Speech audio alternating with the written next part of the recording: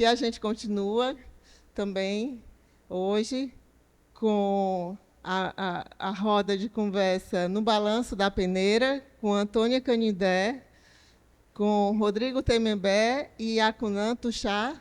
A Yacunan, ela fez a curadoria indígena da coleção e da exposição que está aqui.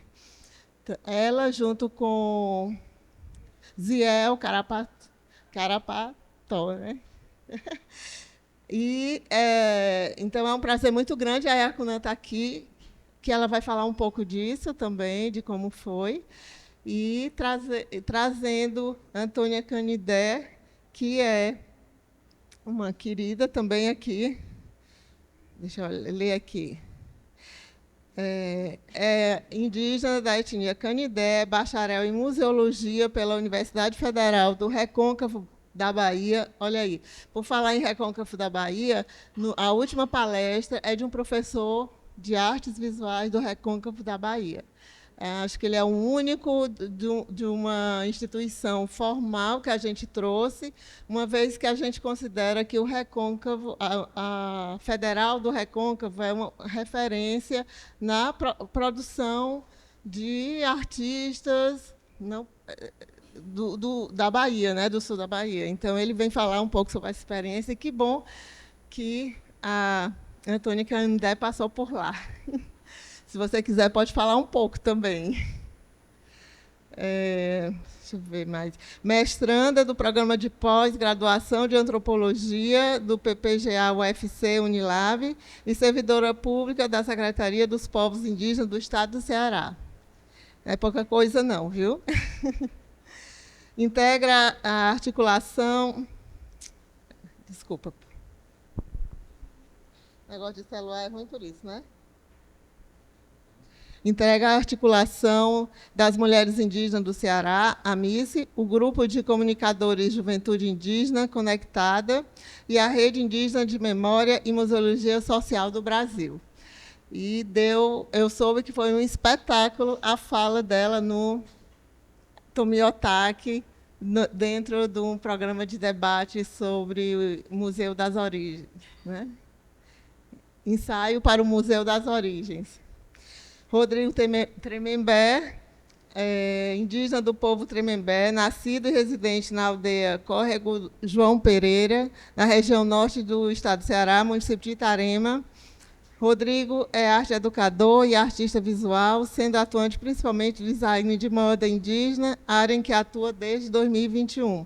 Inclusive, alguns dos trabalhos dele estão aqui à venda, como também de outros irmãos dele, da Tremembé também, eu acho. Então, gente, bom, vou só falar também um pouco mais sobre a Yacunan. Uma proeminente ativista e artista indígena originária do povo Tuxá, de Rodelas, Bahia. Sua trajetória é intrinsecamente ligada à luta pelos direitos indígenas e à expressão artística que ecoa a pluralidade e a resistência das mulheres indígenas. Com habilidades multifacetadas, Yacunan se destaca como ilustradora, pintora e escritora. Sua arte se concentra nas interseções entre raça, gênero e sexualidade, explorando temas recorrentes que ressoam profundamente em suas obras. Seu talento e compromisso a levaram a apresentar suas criações em algumas das instituições de arte mais renomadas do Brasil, como a Pinacoteca de São Paulo, o Museu de Arte do Rio, o Instituto Tomiotaki e o o MASP em São Paulo.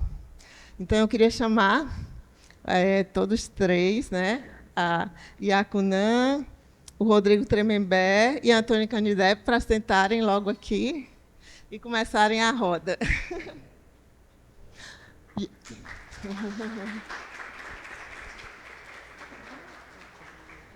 E, para finalizar, já agradeço logo a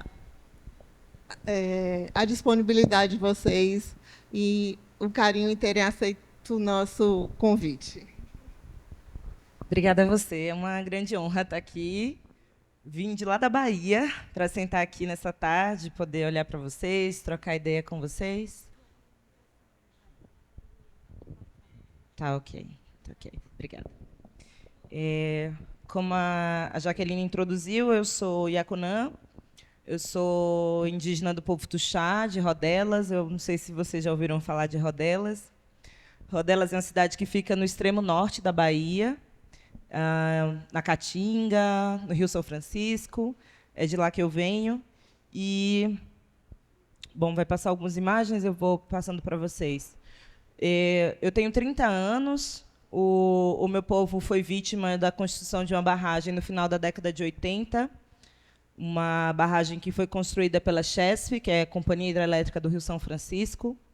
E eu estou falando isso só para me posicionar, para que vocês entendam de onde começa a minha luta, né, de onde começa a minha trajetória para entender a arte como uma ferramenta de luta mesmo, uma luta que é contra o racismo anti-indígena, que é algo que a gente precisa pautar cada vez mais no Brasil. Continuando, e no final da década de 80, essa companhia alaga o território do meu povo e o meu povo fica sem terra. O acordo que havia entre essa companhia e o meu povo era de que, em 6 meses, o meu povo teria essa terra demarcada para a gente utilizar, né? Voltar a tentar viver, se ajustar dentro daquele território. E o que aconteceu foi que a CHESF nunca cumpriu, né? São quase 37 anos que o povo Tuxá de Rodelas continua sem terra demarcada e reivindicando esse direito. E o meu povo ficou ajustado, né, por essa companhia em uma área de pouco mais de 50 hectares de terra. Essa é a terra do povo Tuxá de Rodelas hoje. E, além disso, o meu povo teve que se dividir, né? Aquele velho lema de dividir para desorganizar, dividir para enfraquecer. Parte do meu povo teve que ir para Pernambuco, em uma outra parte para o oeste da Bahia, continuando o povo Tuxá de Rodelas naquele território que segue até hoje lutando pela demarcação. Eu nasci em 1993, sou a caçula de 4 irmãos. Eu fui a única da minha família, da minha irmandade, a nascer num hospital. Todos os meus irmãos nasceram pela mão de uma parteira. Então, eu já nasci em um outro contexto, né, em que meu povo, os meus pais, estava se ajustando nesse novo território, que estava ao lado da cidade, ao lado dos brancos. Literalmente, eu cresci em um território que dividia o povo Tuxá e a cidade, os brancos, por uma cerca, um arame farpado que dividia o território do meu povo com a cidade. E desde criança, né, eu tendo que frequentar a escola dos brancos, eu fui entendendo todas as divisões que estavam postas ali. Entendendo que eu era uma mulher indígena, uma menina indígena, que era olhada torto, que era, enfim, vítima de comentários diários de preconceito, de julgamento, né, quando eu aparecia pintada na escola, ou quando eu usava meus adereços, que a professora olhava torto e dizia: "Para que tanta coisa, menina?". E eu digo isso para que vocês entendam que a trajetória de uma pessoa indígena, desde sempre, é muito marcada pela presença do racismo e pela certeza de que a gente precisa lutar diariamente para que a nossa existência seja garantida. E, na adolescência, começa a minha participação no movimento. Desde os meus 15 anos, eu começo a acompanhar as lideranças para ir para Brasília, já nesse tempo lutando contra a PEC, contra essa ideia de marco temporal, com essa ideia que quer tirar o território dos povos indígenas. E dali eu já fui começando a me articular. Eu digo que primeiro veio a palavra foi a primeira linguagem artística e criativa que eu peguei assim e disse: talvez seja uma forma. E isso não veio de mim, seria muito egoísta dizer que isso veio de mim. Na verdade, o meu povo é um povo extremamente matriarcal, e são as mulheres do meu povo que sustentam essa resistência, que sustentam a espiritualidade. E as mulheres entenderam que a linguagem, a escrita, a palavra, foi muito utilizada pelo colonizador para nos exterminar. As lideranças do meu povo, a grande maioria analfabeta, ia para Brasília, recebia promessas, assinavam documentos que muitas vezes eles não entendiam e voltavam com promessas. Ou seja, aquela linguagem, esse português que a gente vai para a academia e tem que, né, escrever e tal, era uma arma contra a gente, era uma arma contra a minha existência.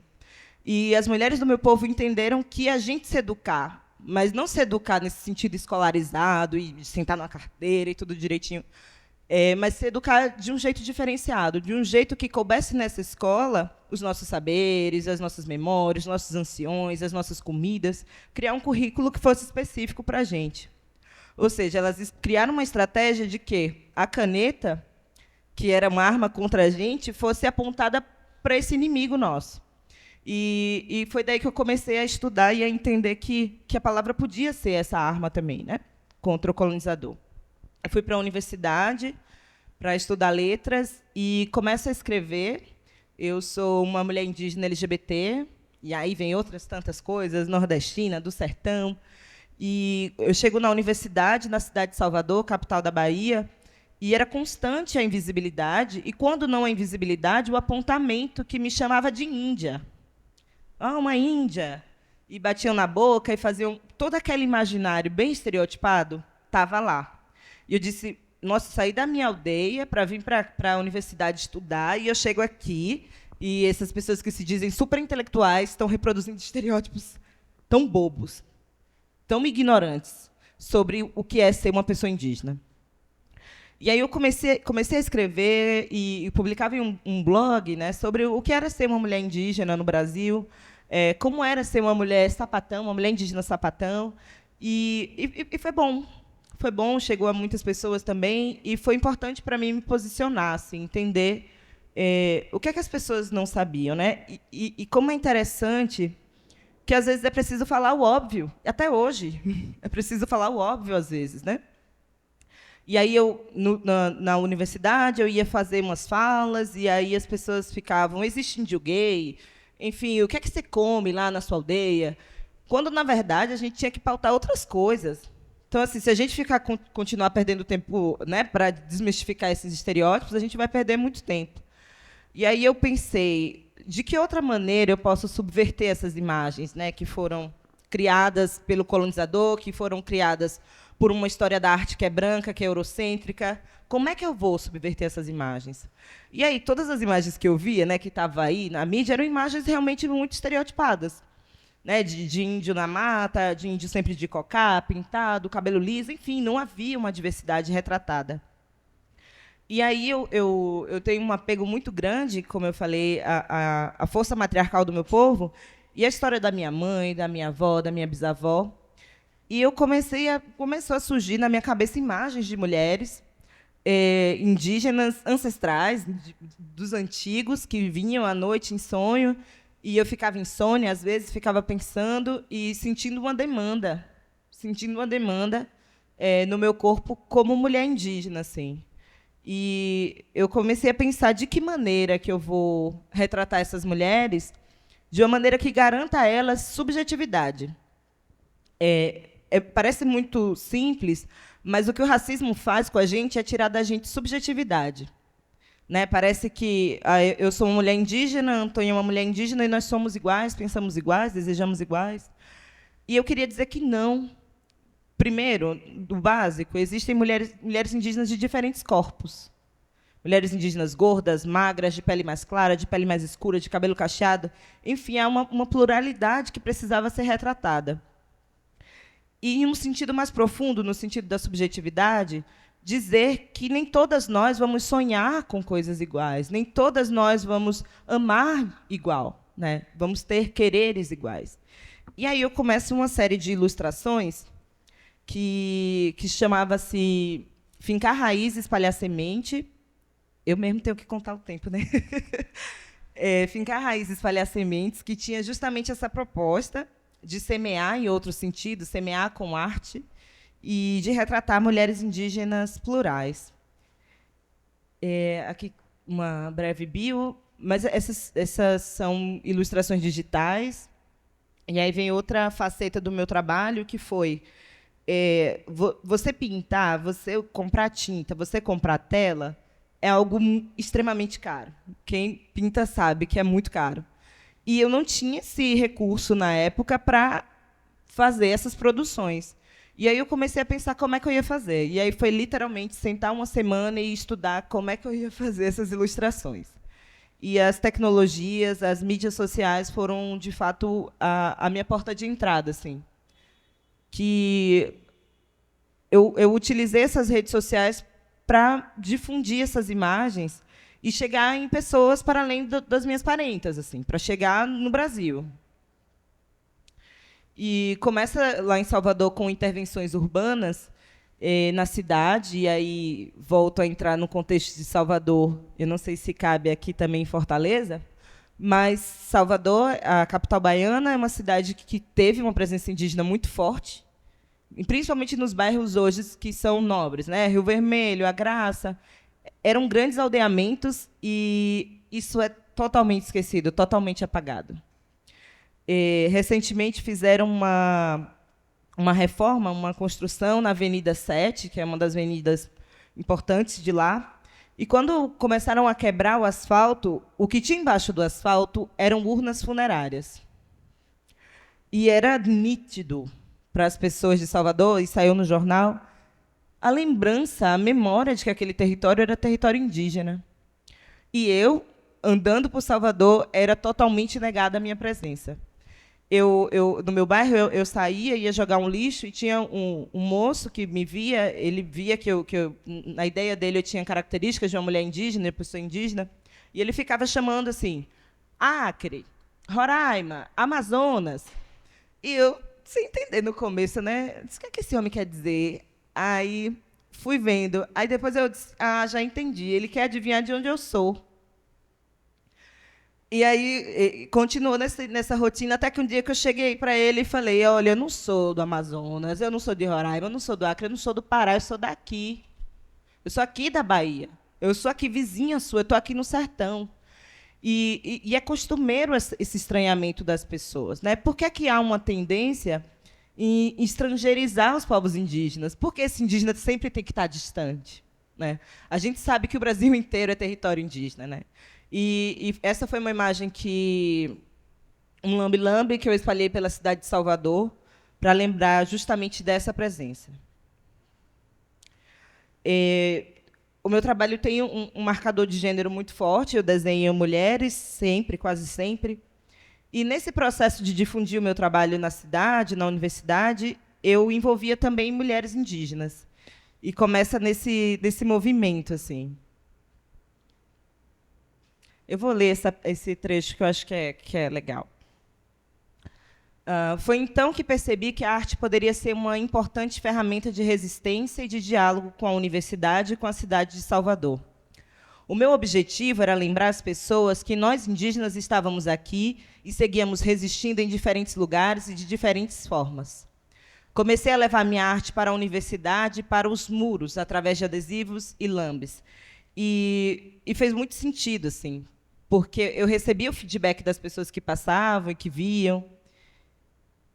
E pessoas idosas me paravam, assim, quando eu morando no bairro, diziam-me isso. Eu falava, verdade, aqui é terra indígena. Algumas das ilustrações. Essa da mulher indígena sapatão foi uma das primeiras ilustrações que eu fiz e que eu achava incrível que as pessoas tivessem se interessado tanto por essa obra. Eu achava assim, uma ilustração como qualquer outra. Ela hoje está no MASP, está numa exposição Histórias Indígenas, e fala justamente o óbvio, né? Dessa diversidade sexual que há nas comunidades indígenas, e lembrar, abrir espaço para uma discussão de que a homofobia veio nas caravelas, né? Essa homofobia que é estranha para os povos indígenas. Recentemente começo um trabalho com pinturas, e, mais uma vez, em torno da sexualidade e partir do desejo. Eu tenho visto muito em torno dessa ideia de representatividade, inclusive na TV, como essa coisa de se falar de diversidade, né? E que diversidade é essa, hoje, que a gente está pautando? Eu liguei a TV esses dias e estava uma mulher branca e uma mulher negra falando sobre sexualidade, sobre como as mulheres amam, e, de fato, buscando uma diversidade. E, no entanto, nós, mulheres indígenas, né, como nós vivenciamos o amor, quando nós nos relacionamos, quando há violência doméstica, por que essas coisas não estão sendo pautadas, né? parece que é um assunto que ainda vai levar um tempo para chegar nessa ideia de diversidade em torno das mulheres. Eu vou passando só para vocês verem as imagens, mas eu já vou concluir. Essa obra está no Museu da Diversidade, chama-se O Gozo da Terra. E eu tenho me provocado a fazer algumas obras que são bem explícitas mesmo, assim. Justamente para provocar, às vezes, esse choque, né, de que as pessoas não esperam que seja pautado em torno de arte indígena contemporânea.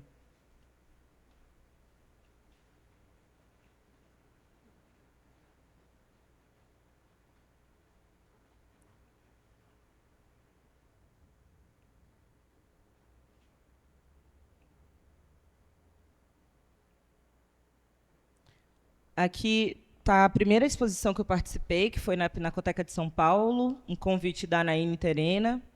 E eu gosto muito de trazer ela como um exemplo assim da minha trajetória, porque acredito que para todos nós aqui, eu já vi o Rodrigo falar sobre isso, todos nós articulamos a arte como uma flecha, como uma arma, né? E todo esse cenário artístico, ele até hoje ele segue reproduzindo discursos coloniais com certa liberdade, inclusive, né? É muito difícil para corpos como os nossos, como mentes como as nossas, transitar nesses espaços, fazer os nossos trabalhos chegar e chegar com qualidade. E quando nós estamos nesses espaços também, que a nossa voz seja respeitada de fato, né? Que haja uma legitimidade da nossa atuação. E a minha primeira exposição, eu tenho muito orgulho de dizer isso. Eu tinha menos de um ano de produção. E foi o convite de uma mulher, que foi a Anaíne Terena. Foi a primeira vez. A Anaíne já tinha uma história na arte, e foi a primeira vez que ela estava fazendo uma curadoria em uma instituição tão importante, que foi a Pinacoteca. Então, para mim, foi uma grande honra estar nessa exposição. Esse é o projeto que a gente tem caminhado muito, e que é o meu xodó, e, inclusive, é o que me trouxe para cá, né? Eu tenho, recentemente, trazido um olhar para a arte indígena feita no Nordeste. É muito comum que a ideia de arte contemporânea se centralize ali no Sul, né, no Sudeste, e houve também uma ideia muito voltada para o Norte do Brasil, né, das produções indígenas do Norte do Brasil, e a arte indígena feita no Nordeste sendo meio que apagada, às vezes, ou esquecida. E daí começa um movimento que surge da UFBA, né, que é a instituição que eu estou, de reunir, né, de criar uma espécie de intercâmbio, fazer com que esses artistas indígenas do Nordeste dialogassem, né, intercambiassem ideias. Porque essa exposição foi incrível, porque eram tantos artistas, inclusive aqui hoje eu encontrei vários artistas indígenas que eu admiro muito, há muito tempo, e que eu não... A Yakikan também, ontem... Enfim, e que eu não tinha oportunidade de conhecer pessoalmente, de confabular, de pensar como é que a gente vai, né, construir uma resistência e ocupar espaços culturais e tal. E esse foi o momento que a gente conseguiu reunir, e aí está o Ziel Carapotó nessa foto, que foi um parceiro nesse processo de curadoria aqui para o Banco do Nordeste. E a gente teve uma preocupação em trazer para essa curadoria artistas indígenas que tivessem diferentes contextos, né? Que tivessem contexto urbano, que tivessem na universidade, e aqueles artistas indígenas que estão lá na aldeia e que não têm nem noção que o que eles estão fazendo é tão precioso, que é arte, sabe? E que é potente. Então, a gente sentou e pensou que a gente queria trazer essa diversidade para essa curadoria. Aqui, imagens da exposição. Ailton Krenak, eu tinha que trazer essa foto, porque é um grande orgulho ver ele apreciando o meu trabalho. E a Ranrão quer dizer território, é uma exposição que está em itinerância, está indo para Salvador agora. Tem uma curadoria coletiva, né, a Antônio, o Rodrigo fazem parte da exposição, a Merremi, que está aqui. E a ideia é que a gente viaje com essa exposição e que ela incorpore, né, por onde ela andar, que ela incorpore novos artistas. Agora ela está indo para a Bahia e incorporando novos artistas indígenas da Bahia. Eu vou passar aqui para concluir. Trabalhos de colagem digital. Essa é uma imagem do meu bisavô Eduardo, essa foi a foto da reservista dele. E nessa imagem, no documento que eu tive acesso, estava escrito pardo. E meu bisavô, é um mestre da minha aldeia. Mestre Eduardo, mestre da espiritualidade, mestre da Jurema. Então, eu tirei lá o pardo e disse, é meu mestre. Outras imagens de colagem, publicações editoriais também. E, por hora, é isso.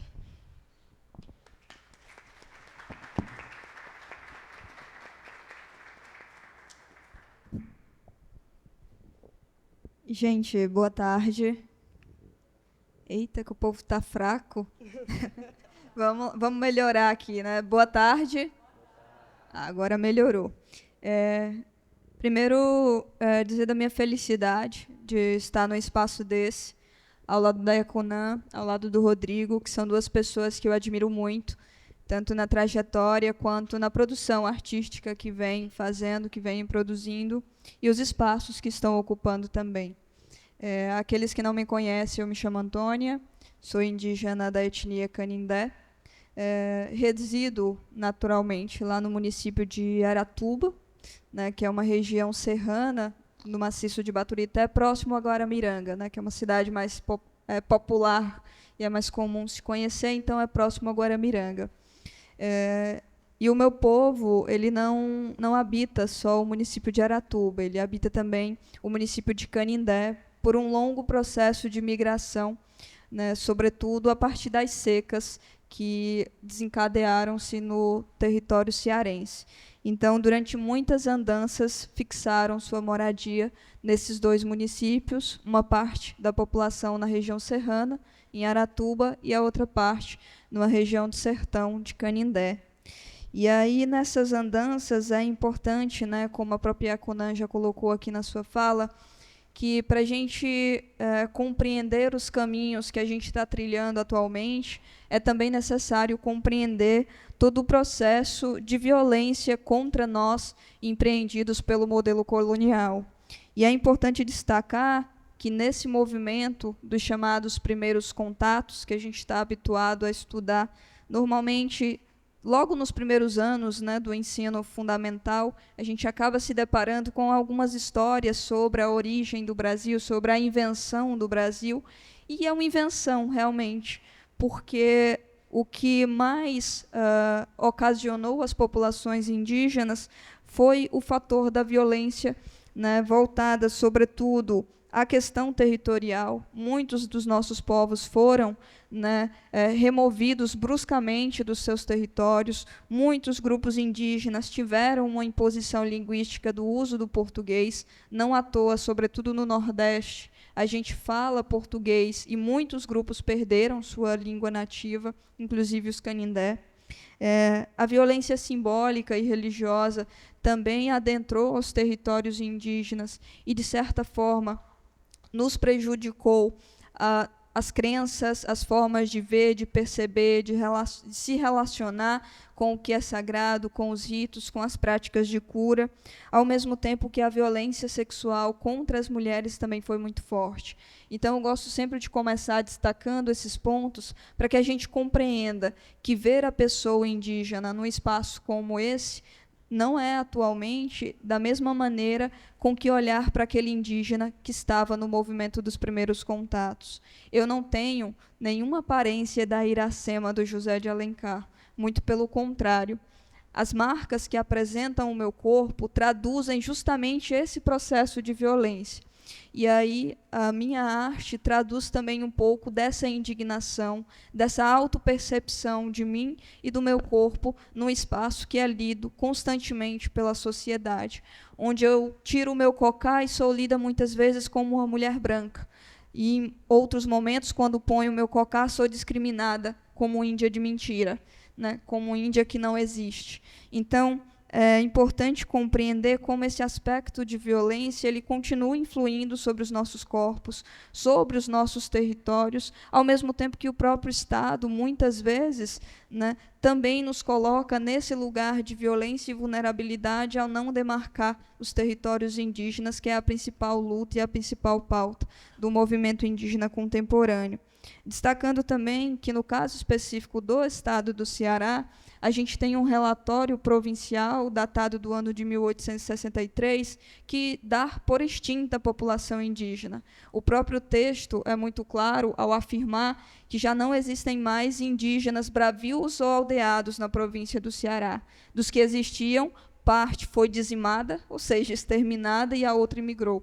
Esse é o texto do relatório provincial de 1863, que só é revisto recentemente a partir de um projeto de lei apresentado à Câmara Legislativa, que volta a reconhecer, já no ano de 2020, se não me falha a memória, a existência da presença indígena no estado do Ceará. Mas isso não significa dizer que os indígenas só voltaram a existir no Ceará a partir dessa revisão legislativa, muito pelo contrário. O movimento indígena no Ceará, ele data das suas primeiras articulações em torno das suas identidades a partir da década de 70 e 80, né, quando os Tremembé e os Tapeba começam a se rearticular em torno das suas identidades. Atualmente, os Tremembé, que foram um dos primeiros povos a se rearticularem, estão na região de Itarema, Acaraú e Itapipoca, enquanto os Tapeba estão no município de Caucaia. Então, esses grupos que começaram a se rearticular em torno das suas identidades, começaram também, né, movimentos de contato com outros grupos indígenas aqui na região do Ceará, e hoje a gente tem cerca de aproximadamente 16 etnias indígenas, né, reconhecidas ou em processo de reconhecimento pela Fundação Nacional dos Povos Indígenas, e, ao mesmo tempo, esses movimentos levaram, né, a partir das décadas de 90, sobretudo, a movimentos que se articularam não só com a identidade, mas também com outros setores da cultura, das práticas, e há uma ferramenta que tem sido, né, ressignificada pelos povos indígenas, que é o museu. No caso específico do povo Canindé, que é o meu povo, o museu ele surge como uma ferramenta a ser utilizada pela comunidade no seu processo de afirmação. E aí eu estou falando do ano de 1995, eu nem era nascida. Tá? E aí, em 95, a liderança dos Canindé, que é o cacique Sotero, também fundador do museu, ele entende que aquela ferramenta, que aquele espaço era um espaço de memória, um espaço de guardar os objetos, mas, ao mesmo tempo, falar sobre si, falar sobre sua identidade e utilizá-lo como uma ferramenta para essa autoafirmação da identidade. Então, o museu ele começa dentro do território Canindé antes mesmo de uma escola. E, nesse movimento de se iniciar antes de uma escola, ele se torna também a primeira organização educacional do povo, né? E começa a fazer esse serviço de memória, de organização de saberes, de, sobretudo, de repasse intergeracional desses saberes. E, Antônia, quando é que tu nasce? Só em 98. Tá? Então, passaram-se alguns anos desse movimento, né, de reorganização da comunidade, a partir do museu. Se identifica a necessidade também de criação de um espaço escolar, que não necessariamente começa com uma estrutura, como a gente está acostumado. As aulas foram ministradas debaixo de árvore, né, na maioria das vezes. Depois passaram a ser ministradas nas casas de algumas lideranças que cediam esse espaço para que os alunos pudessem, né, ter aula. E não eram alunos da educação infantil, eram EJA médio. Eram adultos que não tinham, né, escolaridade, mas que viam na educação uma forma também, né, de se apropriarem de um conhecimento para transmiti-lo para outras gerações a partir dos seus saberes.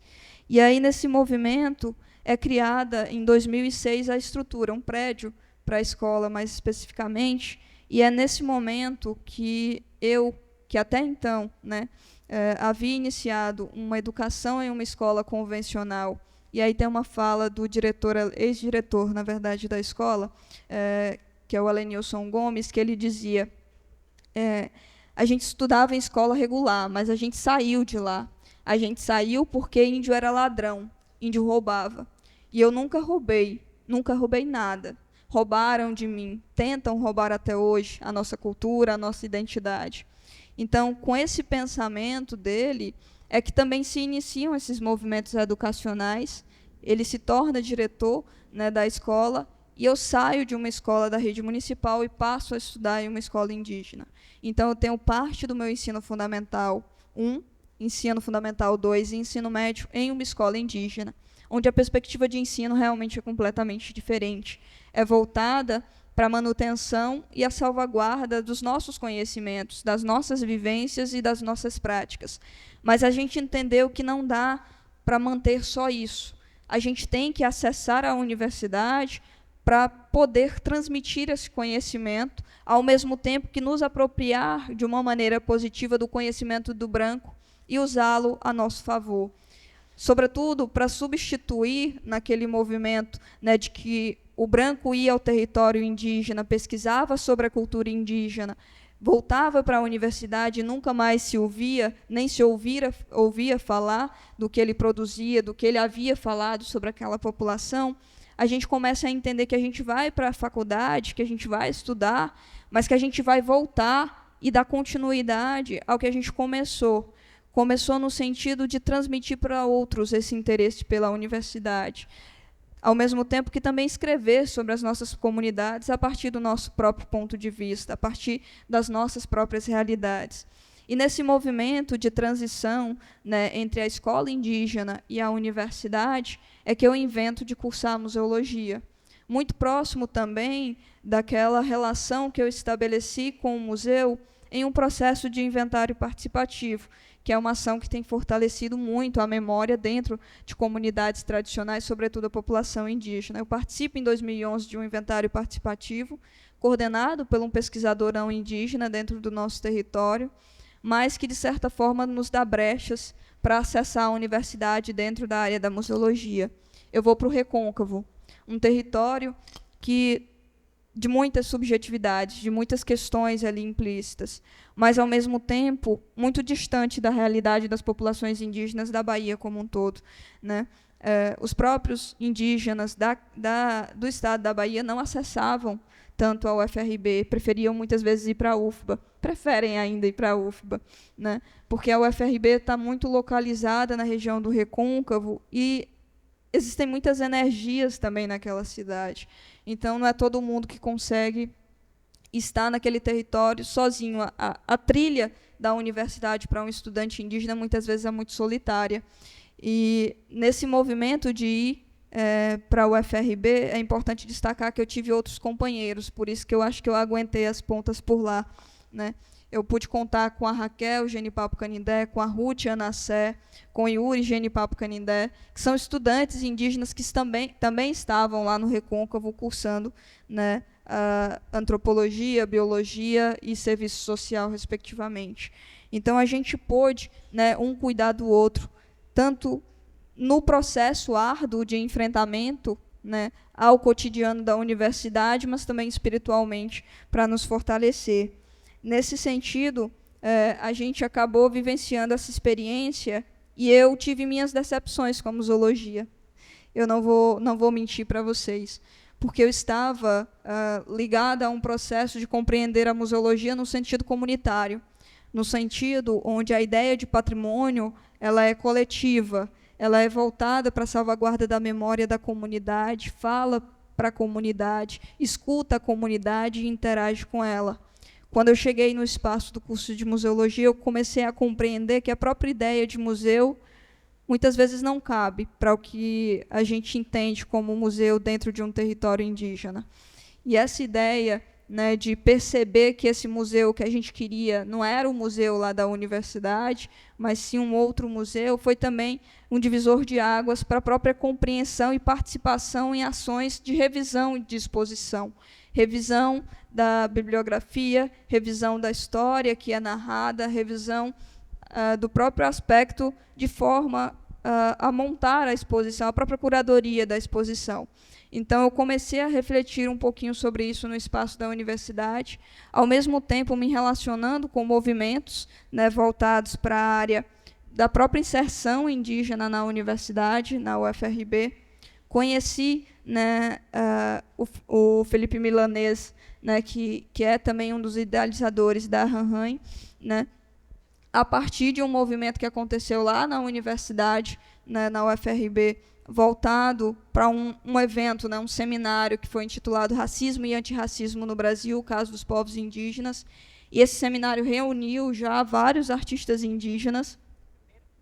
Isso. Foi o primeiro que pautou essa questão, né, do racismo correlacionado à questão indígena, e reuniu já um grupo de artistas indígenas, dentre eles a Dayara Tucano, né, que esteve lá na UFRB com a gente, que já pontuaram essa importância e essa relevância da arte para, enfim, despontar horizontes e, sobretudo, fazer, né, essas revisões históricas, essas questões. E aí, nesse movimento, né, de contato com esses artistas também, e vivenciando, né, constantemente uma série de violências dentro do espaço universitário, mas, ao mesmo tempo, também vendo uma série de violência contra outros grupos indígenas, eu começo a perceber que eu precisava falar algumas coisas. E eu começo a falar isso através da poesia. Né? Eu começo a escrever alguns textos e publicar alguns pequenos vídeos, né, nas minhas redes sociais, que acabam, alguns, ganhando certa repercussão, porque falam justamente dessa indignação do que é uma pessoa indígena em determinados espaços. Então, eu falo do meu corpo, eu falo, sobretudo, de indignação contra essa violência realmente que é empreendida dentro dos territórios indígenas, e vou começando a escrever isso, né, como uma forma de indignação, para pôr para fora. Eu precisava pôr para fora essas questões. E, ao mesmo tempo, vou seguindo a carreira acadêmica e venho parar no mestrado em antropologia, já aqui no Ceará, né, me vinculando a outras questões, como a questão de gênero, que é o que eu pretendo discutir, né, no mestrado. Não sei se eu vou conseguir, viu, Juan? Mas estamos caminhando.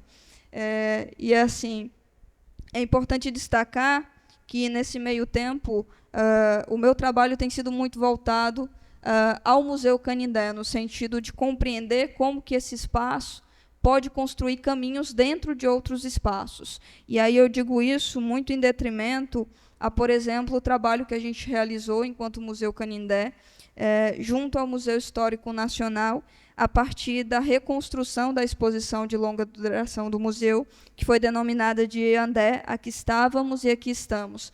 Né, o museu passou por uma revitalização da sua exposição de longa duração, e o Museu Canindé aparece, né, com o núcleo de museus indígenas, que é um núcleo que se pretende, né, ser mutável de tempos em tempos, a cada período aparecer um novo museu para uma nova discussão. Então, eu estive nesse espaço, né, de composição da curadoria para a redefinição da Iandé, tanto acompanhando a formulação do meu núcleo, né, que é esse núcleo dos museus indígenas, junto com o Susan Alson e o professor Alexandre, mas também, né, atuando na revisão dos outros módulos que compõem a exposição de longa duração. E, ao mesmo tempo, também, né, pude participar justamente da exposição que foi citada aqui, que é a exposição Ensaio para o Museu das Origens, né, que foi desmontada recentemente, passou 5 meses em cartaz em São Paulo, dividida em 2 espaços, né, ela estava situada uma parte no Itaú Cultural e a outra no Instituto Tomiotaki, onde a gente pôde levar também um núcleo expositivo sobre a rede de museus indígenas do estado do Ceará, focando em 3 experiências museológicas, que foi o Museu Canindé, o Museu Genipapo Canindé e o Museu Pitaguari.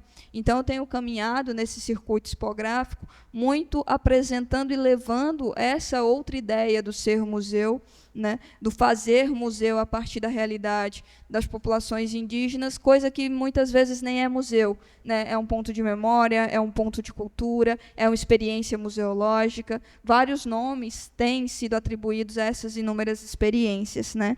E aí, obviamente, também destacando a importância e a relevância da Hanhan, né, que vai entrar em cartaz novamente em Salvador. Fico muito feliz em saber, né, dessa continuidade, dessa exposição, mas, ao mesmo tempo, fico, né, com o anseio de ver outras exposições surgindo, né, com a participação e até mesmo com a ideia de criação por parte, né, de artistas indígenas, sobretudo da região Nordeste, né. Acho que a gente tem continuado vendo, na verdade, muitas exposições no circuito Rio-São Paulo, mas eu acho que a gente tem que fortalecer, enquanto uma forma de política pública, até a gente pensar, tá, em como fortalecer exposições, artistas, né, indígenas, negros, né, quilombolas, né, de comunidades de terreiro, como que a gente pode fortalecer, né, esse público, essas exposições e a criação dessas exposições mais efetivamente. E aí eu acho que eram essas as questões que eu queria colocar. E aí, para finalizar, eu não sei se vai ser possível, aí eu pergunto ao pessoal da produção, se vai ser possível exibir o vídeo que eu encaminhei. Vai? Pronto, maravilha. Eu encaminhei um videozinho para que vocês compreendam um pouquinho do que eu tenho feito, né, com relação à poesia e ao audiovisual. E não sei se vai dar para exibir, mas eu tinha posto umas fotos também. Mas eu acho que, se não der para ir as fotos, o vídeo está de bom tamanho, viu? E aí eu vou pedir para o pessoal colocar.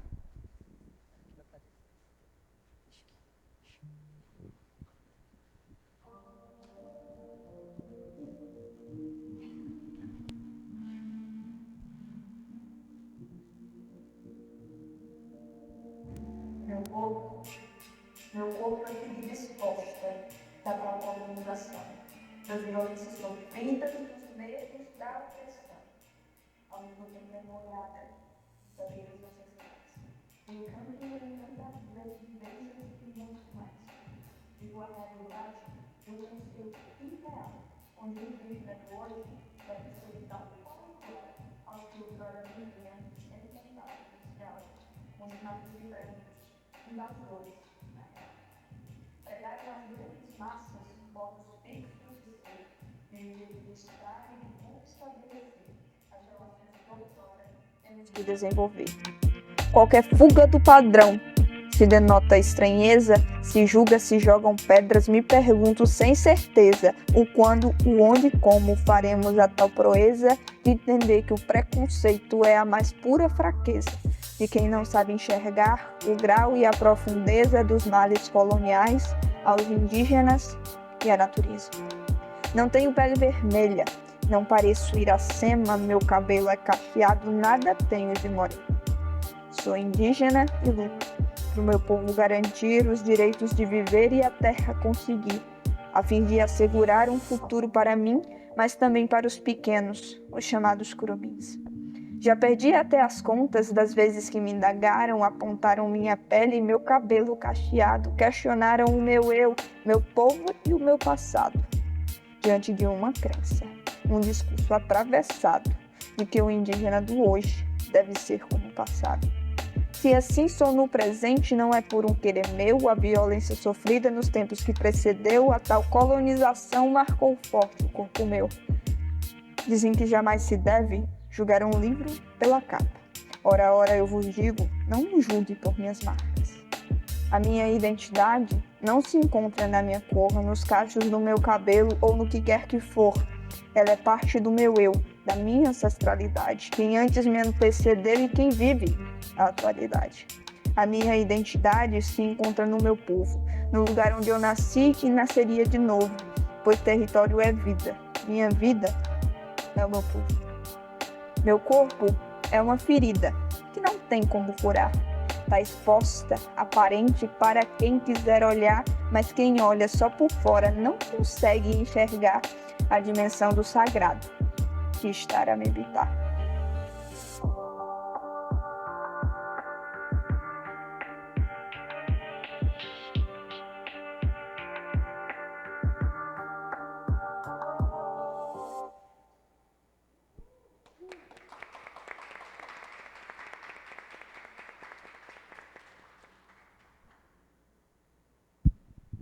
E aí, gente, só para finalizar, né, eu tenho utilizado um pouco da escrita associando ao audiovisual para transmitir as minhas inquietações, algumas angústias. Isso eu compartilho também nas redes sociais, no Instagram.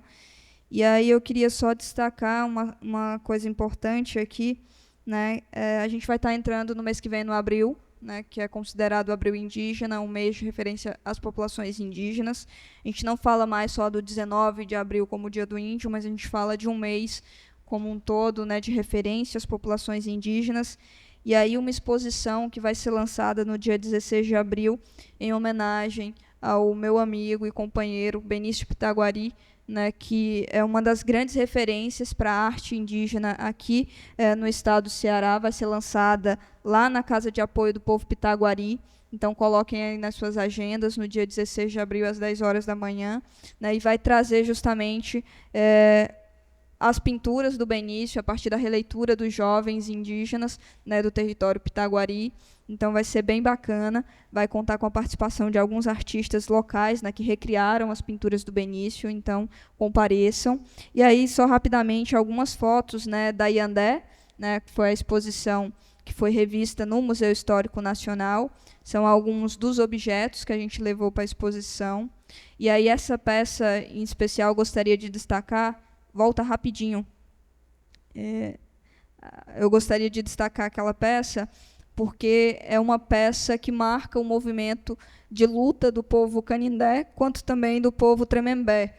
Né? Os Tremembé foram, como eu coloquei, né, um dos primeiros povos a se organizar, e o povo Tremembé ele também foi extremamente fundamental para a rearticulação do povo Canindé.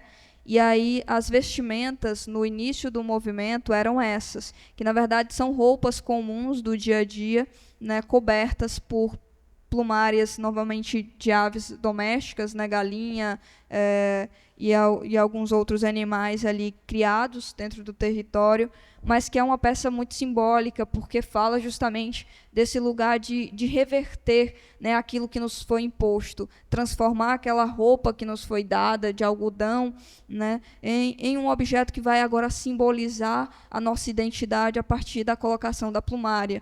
Né? Então, eu acho essa peça muito forte. Né? Ela foi doada do Museu Canindé para o Museu Histórico Nacional e é uma das primeiras vestimentas lá do ano de 95. Pode passar? E aí alguns atores envolvidos, né, nessa releitura da exposição, que foram o professor Suzenalson, né, que é esse que está de cocá, o professor Alexandre, é esse que está com a blusa preta e branca. Né? Tivemos também apoio e parceria, né, com o Museu dos Povos Indígenas, né, o antigo Museu do Índio, a partir da participação da Helena, mas também do próprio IBRAM, né, a partir da participação da Fernanda. E aí o André, né, que é esse de camisa branca, que foi fundamental, que é técnico lá do Museu Histórico Nacional, foi fundamental para a participação, né, do Museu Canindé na exposição de longa duração. Pode passar? E aí mais alguns objetos. Esses foram objetos do Museu Canindé que foram doados para o acervo do Museu Histórico Nacional. Pode passando. Mais alguns objetos. Né? Essa cuia de madeira, que é ela dos Canindé, né? E alguns cachimbos. Pode passar. E é importante, né, porque o espaço do Museu Histórico Nacional é entendido como lugar de principal relevância da memória nacional, né, digamos assim. E ter um espaço dedicado aos museus indígenas na exposição de longa duração inquieta muita gente. Né? Então, foi muito difícil fazer isso acontecer, mas muito relevante para a história e para a nossa participação. Pode passar? E aí, mais algumas fotos, pode passar. Os textos curatoriais foram feitos por mim, o Suzenalson e o Alexandre. Pode passar. Pode passar. Aí, o trio, né, que foi responsável por, né, definir esse módulo. Pode passar. Pronto. E aqui é já no Instituto Tomiotaki, né, a exposição que foi montada a partir também da curadoria da Dayara Tucano, né, que esteve com a gente para a montagem desse módulo. A gente tem um arapuca e um mocororó, né, pode passar. A arapuca é uma armadilha e o mocororó é a bebida tradicional, né, dos povos indígenas, sobretudo aqui da região do estado do Ceará. A gente consome durante o ritual sagrado. Pode passar. Mas, novamente, a gente levou as roupas, porque a gente considera como objeto muito simbólico para a gente, né? E levou o conjunto completo, né? No caso, a blusa, o short e o cocá. Pode passar. E aí o núcleo da exposição de maneira ampliada, com uma arte que foi composta, né? Que foi feita pela Dayara Tucano, e o Rudá Genipapo Canindé, que é indígena também aqui do estado do Ceará. Pode passar. E aí o tronco de umburana, né, que é do povo Genipapo-Canindé, que é chamado de marco vivo, né? O tronco de umburana, quando você planta ele, ele brota novamente. E aí o Genipapo-Canindé anualmente realizam uma festividade chamada Festa do Marco Vivo, e eles plantam, passam o dia cultuando esse marco de umburana, no final do dia esse marco é plantado nos limites territoriais. E a gente mandou esse marco, né, para a exposição, para simbolizar a festividade, e ele chegou lá com um pouco de mofo e foi esterilizado, né? Ele não devia brotar mais, mas no final da exposição o marco estava brotando de novo. Então o marco continuou vivo na exposição, e isso foi bastante simbólico para a gente. Pode passar. E aí mais uma foto, né, do núcleo da exposição. Como eu mencionei, tem 3 museus participando: o Museu Canindé, o Museu Genipapo-Canindé e o Museu Pitaguari. E ao centro, não sei se dá para ver, mas tem a foto, né, dos 3 mestres da cultura do estado do Ceará, que é o Cacique Sotero, Cacique Pequena e o Pajé Barbosa, já em memória, que são mestres da cultura indígena reconhecidos pela Secretaria de Cultura do Estado. Pode passar? Prontinho. E aí é assim que a gente tem ocupado, né, esse circuito, seja individualmente, a partir do meu lugar de pessoa inquieta com algumas coisas, mas também a partir desse lugar da revisão das exposições, da participação do Museu Canindé nesses circuitos Rio-São Paulo, mas também em outros circuitos que a gente pretende estar almejando aí nos próximos períodos. E é isso, gente. Vou ficando por aqui. Gratidão.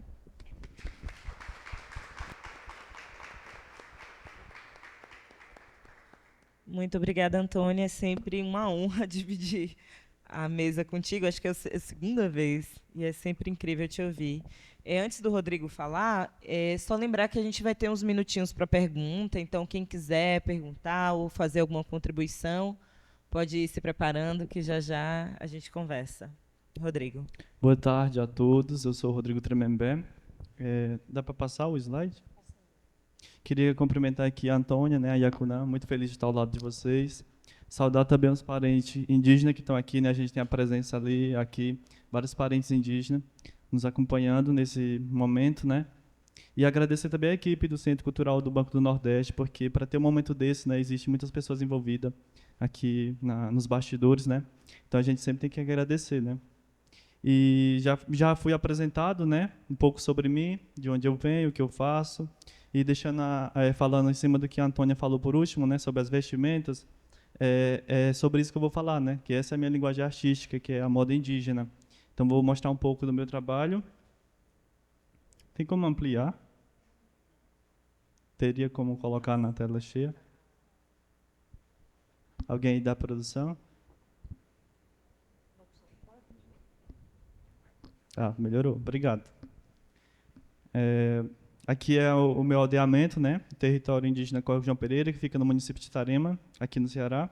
E fica no litoral oeste, né, na região norte do Ceará. A gente tem um território que foi homologado em 5 de maio de 2003, foi a primeira terra indígena demarcada e homologada aqui no estado do Ceará. E durante 20 anos permaneceu sendo o único território demarcado, né? E, novamente, nesse ano, a gente teve outro território Tremembé demarcado, que foi o território Tremembé da Barra do Mundaú. E, quando a arte me permite estar nesses espaços, eu acho que a gente pode utilizar a nossa voz, né, para reivindicar os nossos direitos, porque eu acho muito injusto, eu acho muito triste, né, a situação da demarcação aqui no Ceará, na região Nordeste. É muito atrasada, é muito lenta, e só o meu povo tem 2 territórios, sendo que o meu povo tem 26 aldeias, né? Então, existe mais 14, 15 povos aí que estão com dezenas e dezenas de aldeias, lutando, resistindo, desde muito, muito antes dos colonizadores chegarem aqui, porque a nossa luta ela é bem antiga, né? Então, a gente tem que usar desse espaço para falar sobre isso, sobre demarcação, né? Sobre a necessidade da homologação dos territórios para garantir o nosso usufruto, a perpetuação da nossa cultura. E moda indígena, para mim, é isso, é semear corpos para reflorestamentos. Para a gente poder falar sobre moda indígena, a gente tem que descolonizar, né, o pensamento das pessoas sobre o que é o vestir, né? Porque o vestir ele é ancestral.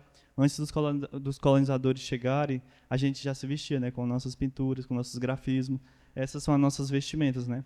E hoje, como a gente não pode mais andar como antigamente, né, somente com a pintura no corpo, sem as vestimentas de tecido, é importante a gente estar trazendo, né, essas pinturas para o tecido, para estar mostrando a simbologia, a força, a pagelança que existe nessas pinturas, né? Esse aqui é um desenho do artista Tremembé, o Moisés Tremembé, que é lá do aldeamento de Vajota, que fica em Itarema. E ele representou a minha bisavó, que é a dona Rosa Suzana da Rocha. E, para mim, a ancestralidade é a água que molha minhas raízes, né? É o gás que me sustenta, porque cada passo que a gente dá é reflexo da caminhada dos nossos ancestrais. Se hoje eu estou aqui é porque a minha bisavó, né, os meus antepassados lutaram muito para que eu possa ocupar esse espaço. Então, sempre que eu saio de casa, eu peço permissão, eu lembro deles, e a força, a luta que eles me passaram é o que eu pretendo, né, estar levando adiante. E, pessoal, não vou falar muito não, porque já está um pouquinho tarde e não vou me estender muito, vou apresentar aqui rapidinho. Essa aqui é a marca Tremembé, né, é uma marca homônima. Eu decidi colocar o nome Tremembé para divulgar, né, para levar como o nome das vestimentas das peças.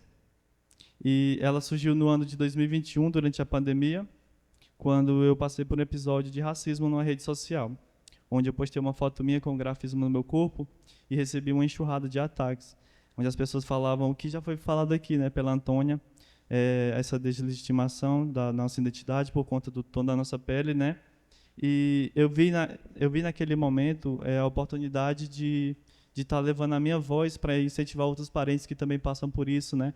Então, quando eu decidi ingressar na moda indígena, foi pensando nessa perspectiva de estar trazendo os indígenas que são diversos, nessa pluralidade, sobretudo no Nordeste, porque a colonização se iniciou por aqui. Então, a gente não tem culpa, né, se nossos antepassados foram tão violentamente miscigenados, foram forçados, né? Mas a gente sempre manteve nossos costumes, nossas tradições e a nossa luta.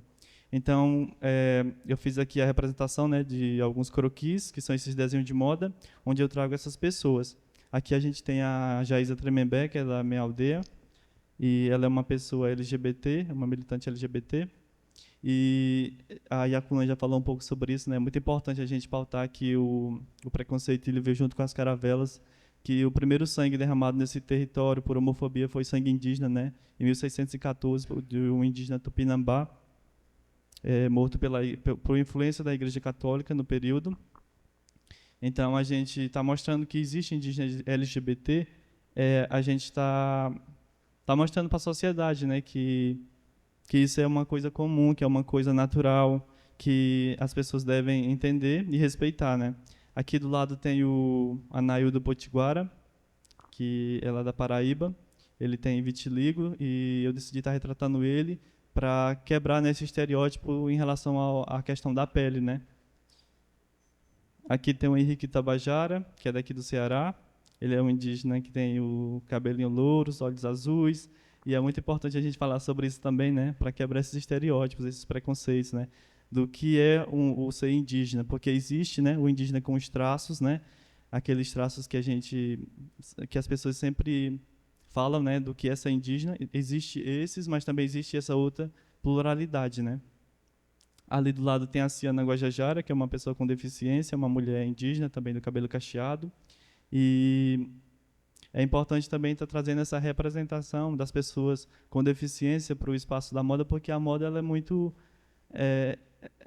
seletiva, né? Ela reforça muitos padrões, muitos tipos de corpos que seguem um padrão. Então, a gente está trazendo essas pessoas para esses espaços, é super importante como representação. Aqui tem um croquis que foi inspirado no Júnior Potiguara, que também é daqui do Ceará. Esse croquis ele teve exposição na sede da Unesco, em Paris, e ele é um croquis que fala sobre justiça climática. Faz a representação de uma corrente no centro dessa camisa, onde fala sobre a prática do correntão, onde 2 tratores esteiros pegam uma enorme corrente e desmatam um território. E é uma prática ilegal, então decidi estar representando isso para falar sobre a necessidade, né, da gente estar buscando justiça climática. Ali do lado tem a Alice Pataxó, que é da Bahia. Ela é comunicadora, ela é estudante de jornalismo. E essa vestimenta, né, que foi retratada para ela também faz uma denúncia sobre aquele derramamento de óleo que teve nas praias aqui no Nordeste. Então, se vocês perceberem, né, as vestimentas, além de elas trazerem as pinturas, grafismo, elas falam sobre essas inquietações, essas denúncias, e também falam sobre essa quebra de estereótipos. E aqui é um pouco sobre os nossos antepassados, né, sobre o que eu já falei no início, que a nossa voz, né, é a soma de muitas outras vozes, que cada passo nosso é reflexo da caminhada dos nossos ancestrais. E se nós estamos aqui é porque eles lutaram muito para que a gente esteja. Aqui entra um pouco no que a Antônia mostrou, né? Essas aqui são as vestimentas ancestrais do meu povo. Tem a palha, tem a presença bastante de penas, tem bastante coisa.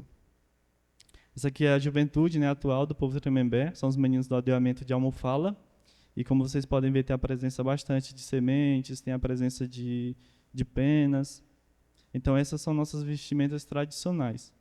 E aí eu venho com essa ideia, né, de falar um pouco sobre essa linguagem moderna, que é a moda, né, fazendo uma costura, né, uma simbiose entre o passado e o presente, para que a gente possa estar retratando uma moda decolonial. Então, essa aqui é a coleção Navura, que foi a primeira coleção que eu lancei. Ela traz as pinturas do meu povo no tecido, né? E é importante também a gente lembrar que essas fotos foram feitas com indígenas do meu aldeamento.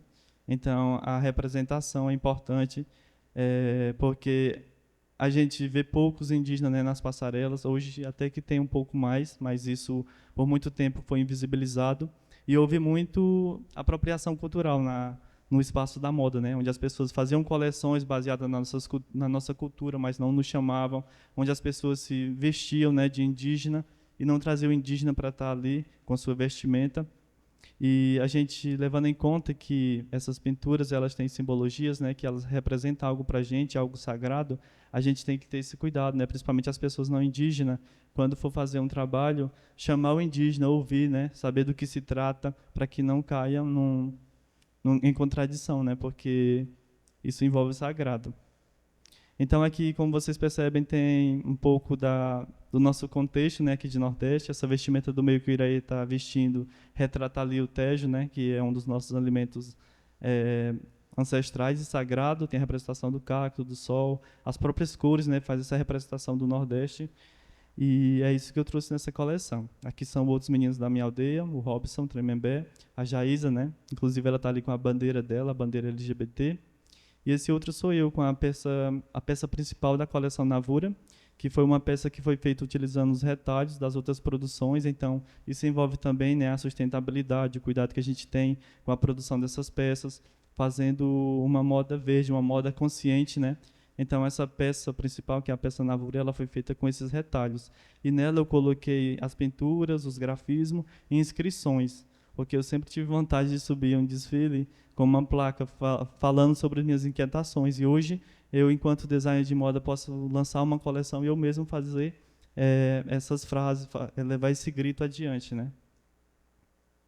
E aqui a peça que está em exposição ali, né, do lado. E essa peça ela faz a retratação da pintura de Assi, que na nossa língua significa lua, e representa os ciclos e a fertilidade.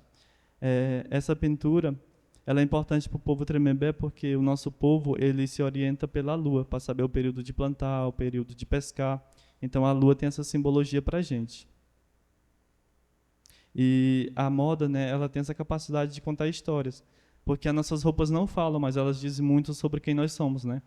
Aquilo que a gente veste, ela mostra um pouco da nossa identidade. Então, a moda tem esse poder. E aqui é um pouco dos meus projetos futuros, né, o que está em andamento, que é a próxima coleção. A coleção vai se chamar Aracatu, que significa Tempos Bons, e vai ser uma representação das minhas memórias de infância, das brincadeiras na aldeia, da cultura de pescar, de caçar. Eu vou mostrar aqui um spoiler de uma das peças que estão sendo construídas, que é essa peça aqui, que é o vestido tarrafa, e ele está sendo todo feito com mini búzios, que vem do aldeamento de Almofala. Os mini búzios foram feitos no caso, tiveram o tratamento, né, para poder ficar assim, porque o mini búzio ele tem que ser furado. Foram feitos pelo artesão Betão Tremembé, e esse vestido está sendo a representação de uma tarrafa, porque na minha infância, e ainda hoje eu pesco bastante, né, então esse vestido faz a representação desses momentos de memória, em que na aldeia, né, a gente usa o nosso córrego para estar trazendo esse alimento para a gente. E aqui são minhas redes sociais. Tem o meu perfil pessoal, que é Rodrigo Tremembé, tem o perfil da loja, que é Tremembé _, e o perfil do coletivo da juventude do meu aldeamento. E ali tem algumas peças, quem tiver interesse em conhecer um pouco mais, quem quiser olhar. E eu agradeço muito, né, o momento aqui, agradeço o convite do banco. Fico muito feliz de estar aqui com a Yacunan, com a Antônia e com a presença de todos vocês. Eu fui bem breve porque está um pouco tarde, mas a gente está aqui para responder alguma dúvida, alguma pergunta que vocês tiverem, tá bom, pessoal? Obrigado.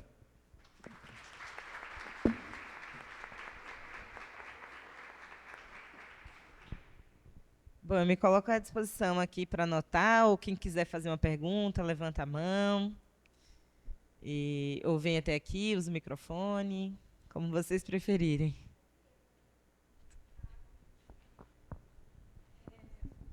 Acho que vai. Eu tenho uma inquietação muito grande em relação às questões indígenas, porque eu me deparei com isso na minha pesquisa da cultura alimentar brasileira. Eu me formei em gastronomia. Eu sou artista visual, me formei em gastronomia, porque eu trazia muito alimento já para o campo artístico. E eu digo, não, eu vou estudar porque é melhor. E lá eu me deparei com a constituição da culinária brasileira, indígena, africana e portuguesa e europeia. E a partir daí eu mudei muito minha relação com a existência, né, indígena, principalmente na minha vida, que minha bisavó era indígena. E eu venho pensando muito do quanto é difícil. Foi muito bom ouvir vocês, ver você branca, cabelo cacheado, o loiro, porque parece que falar um pouco de uma memória minha antiga, mesmo que distante, ainda exige um lugar de fala e um lugar de muita proximidade com tudo isso. Mas eu fico pensando, quando o Rodrigo comenta que a gente, para poder fazer alguma coisa e usar algum elemento, precisa perguntar ao indígena do que significa aquilo, porque a gente pode estar, inclusive, ferindo, né, ou usando elementos de religiosos, enfim. A gente não tem esse receio quanto a gente, em relação ao afrodescendente, a gente tem um receio muito grande, né? Eu trago esses dois pontos de vista. Enquanto o indígena a gente se apropria com muita facilidade, a gente tem o receio do afro. E isso, para mim, eu estou levantando, não estou querendo levantar questões do afro contra o indígena, quem é mais, quem é menos. A questão não é essa. A questão é que eu acho que o indígena ele foi totalmente, absolutamente silenciado e tirado de qualquer questão nossa, né? Isso, para mim, na minha pesquisa alimentar, do quanto a gente tem uma influência indígena, do que a gente come, técnicas incríveis que a gente usa até hoje, e que simplesmente elas não aparecem. Eu não encontrei literatura. Claro que a gente tem o cascudo, tem todo aquilo, mas é diferente. Isso me chocou muito. Então, por isso que eu acho, é um depoimento mesmo do quanto a gente está distante ainda de uma questão, como a gente tem hoje, essa questão afro-brasileira e diáspora tão presente. É muito mais isso. Que bom que vocês estão aqui.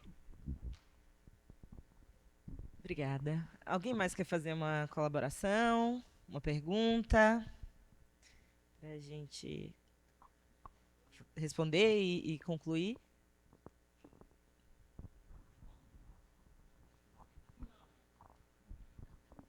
Eu quero agradecer a Antônio e o Rodrigo, né, pela representatividade dos indígenas, né, em questão do tom de pele, porque a gente, sem os adereços, como a Antônia falou, as pessoas olham pra gente e falam, pessoas brancas, pessoas comuns, e meio que apagam a nossa ancestralidade, nossa identidade, sabe? E é muito importante colocar isso em pauta. A miscigenação forçada, né, que nossos antepassados sofreram e hoje estão estampados nos nossos corpos para quem quiser ver.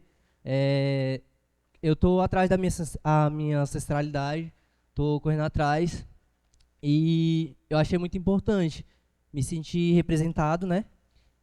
Porque quando se fala do índio, que é um termo completamente estúpido de ser utilizado, que o termo correto é indígena, se pensa naquela pessoa com fortes traços. E como todo mundo pôde ver, né, tem indígenas brancos, loiros, de olhos claros. A gente é uma mistura, né? E eu quero agradecer bastante a vocês por essa representatividade.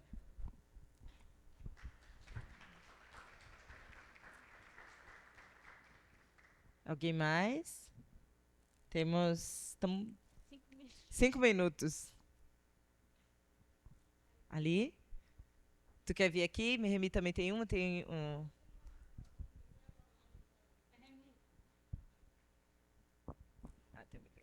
Boa tarde, gente. Acho que já é quase noite, né? É tudo escuro. Eu só quero complementar, né? Parabéns para a mesa, Yacunã, Antônia, Rodrigo, né? Como sempre nos representam bem com relação à nossa etnicidade. É importante dizer que quem vem para observar, para ver, prestigiar nossas obras, né? Veja, não como um sentido de querer estar se apropriando de algo que a gente está aqui, porque nós não estamos para ensinar a se apropriar, né? Nós estamos para mostrar que nós existimos e que nós somos detentores também dos nossos próprios saberes, né? Somos filósofos, somos sociólogos, somos antropólogos, museólogos, somos estilistas, né? Somos artistas, enfim, nós somos a diversidade. Mas a nossa amostra aqui, principalmente dentro dos espaços culturais, é justamente como uma forma de retratação depois do processo de colonização, a gente não ter conseguido mostrar com exatidão todos os nossos característicos, nossos saberes, né? Portanto, é importante que a gente ressalte que quando a gente for falar de que é mais fácil se apropriar de uma coisa e não se apropriar de outra, é importante que a gente entenda que a língua portuguesa ela também fere, né? E que essa língua portuguesa precisa ter um certo cuidado quando se for falar, porque é muito mais fácil dizer que nós estamos nos reeducando socialmente do que nos apropriando. É isso.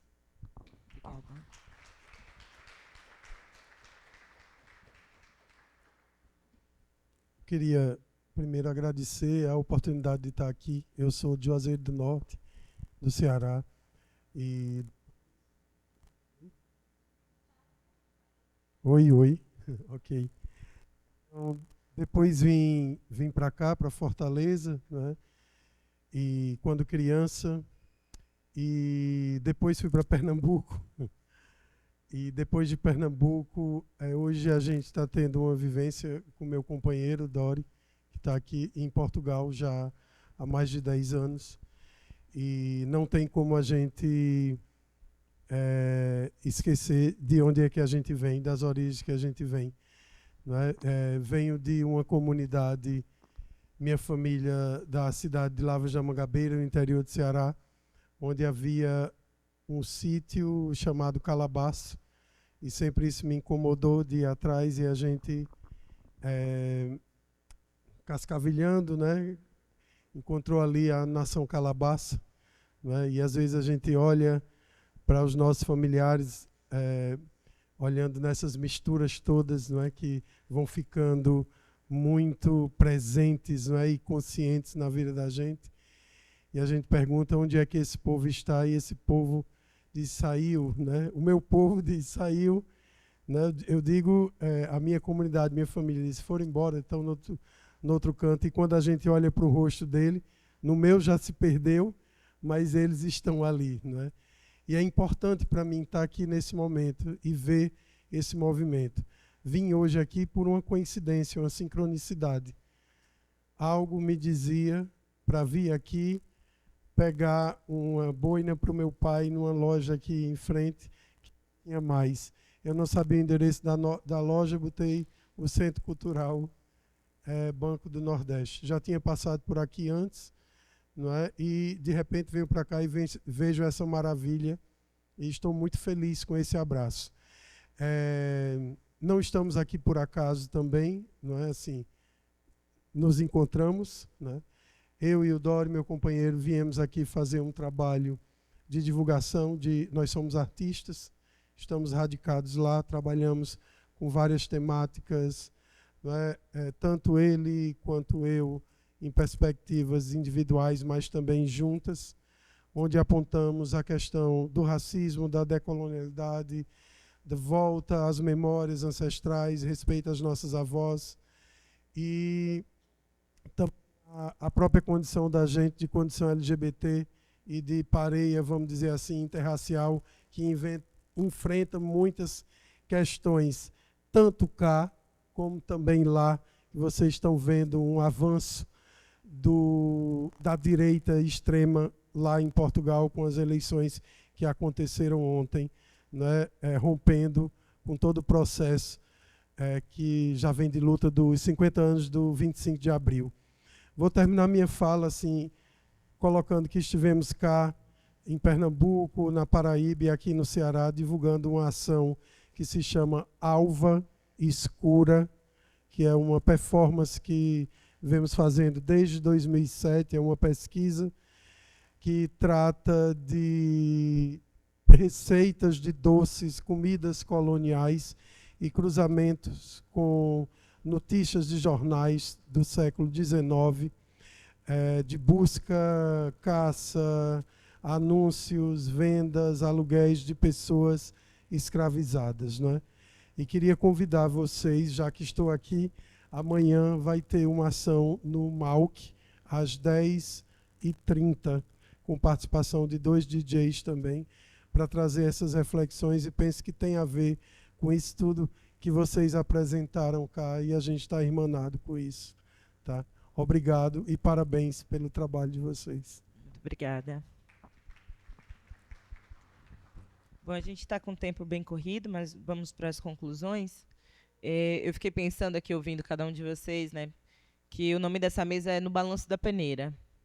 E eu vejo essa ideia de No Balanço da Peneira como uma ideia de movimento. E eu acho que se tem uma coisa que nós indígenas sabemos muito bem é que para se movimentar, para fazer movimento de verdade, a gente só faz junto, né, caminhando junto. E aí não é junto só a gente com as nossas comunidades, como a Antônia, que articula a comunidade dela. O Rodrigo, eu fico vendo o Instagram do Rodrigo e aí eu vejo os desfiles, e é lindo, envolve criança, adulto, diferentes parentes, diferentes corpos e tal. E aí é nesse sentido, né, fazer movimento junto é todos nós juntos. Faz o quê? 2 dias foi o Dia da Mulher. E eu passei por vários movimentos em Salvador e várias mulheres feministas falando de mulheres, né, da luta das mulheres. E eu tive a oportunidade de falar sobre Nega Pataxó, que foi duramente assassinada pela polícia e, posso dizer, pelo Estado da Bahia. O que eu quero dizer com isso é que nós vivemos em guerra. E essa guerra é uma guerra literal, no sentido que avançam sobre os nossos corpos e territórios, mas é uma guerra estética, é uma guerra de discurso, é uma guerra de narrativas.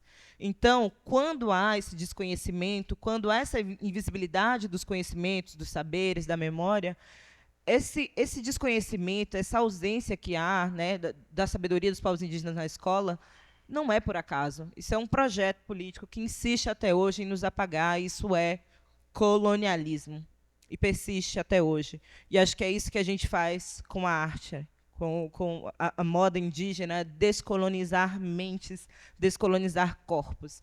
E acho que hoje a gente conseguiu fazer um pouco disso aqui com vocês. Eu vou passar a fala para os parentes. Meu povo, sendo bem breve também, eu acho que, buscando também dialogar com os comentários que foram feitos, eu acho que é importante a gente sempre ter em mente que os museus históricos nacionais sempre foram lugares produtores da memória, mas, ao mesmo tempo que se produziu memória nesse espaço, se produziu também o esquecimento. Né? E o esquecimento, quando se refere às populações indígenas, a gente está falando de um esquecimento proposital, em dizer que as populações indígenas existiram num passado remoto, foram exóticos, existiram, mas que não existem mais.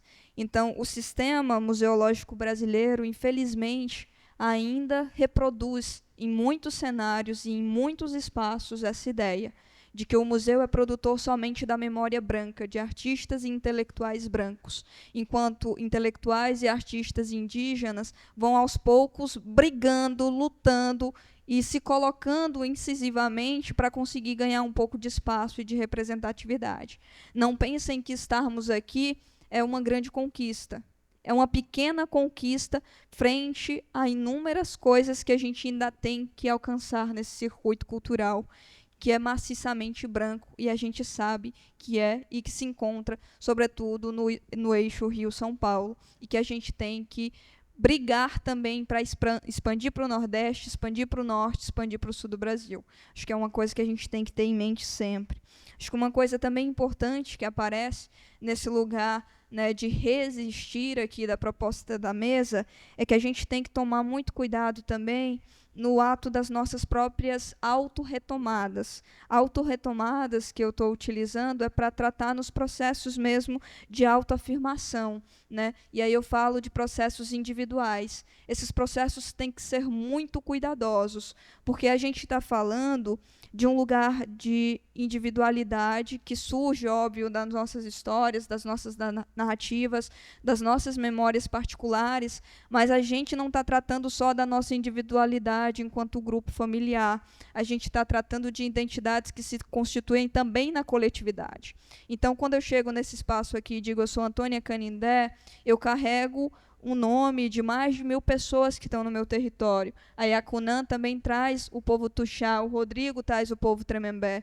Então, a gente parte de um lugar da individualidade, das nossas subjetividades, mas a gente tem que aprender, né, um diálogo que a gente tem traçado recentemente, a diferenciar a autodeclaração, que aí a gente está falando do princípio da Convenção 169, né, da OIT, da autodeterminação, e separar isso do pertencimento étnico, que é aquele indígena que está associado também ao grupo, a uma coletividade no seu território e que luta para garantir o básico para aquela comunidade. Então, a gente tem que ter sempre essa delicadeza ao tratar dessas questões e estar muito atento com relação a isso.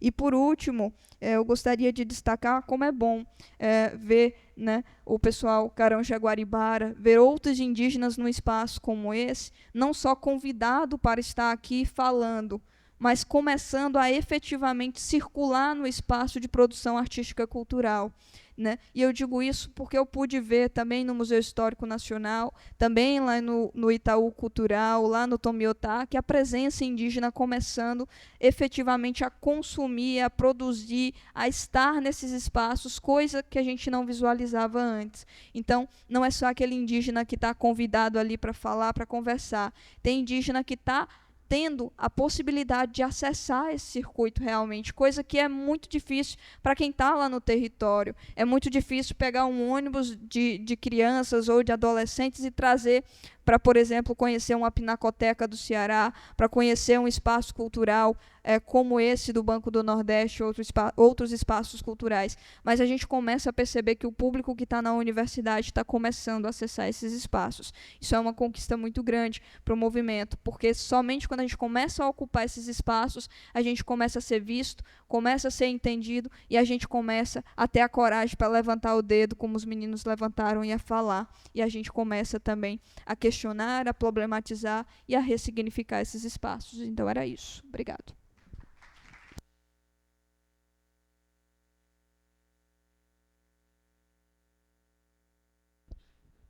Pessoal, eu queria mais agradecer mesmo, né? A fala da Antônia foi ótima.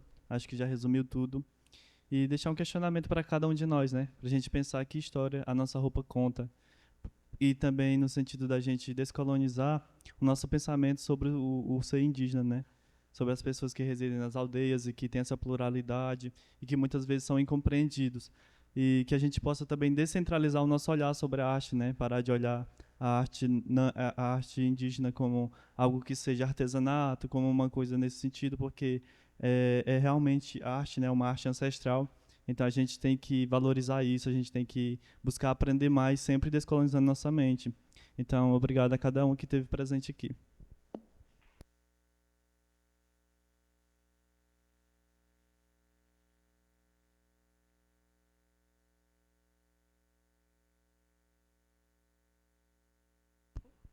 Concluímos aqui diante do tempo. Agradeço a todos que ficaram aqui conosco, que nos ouviram, os parentes.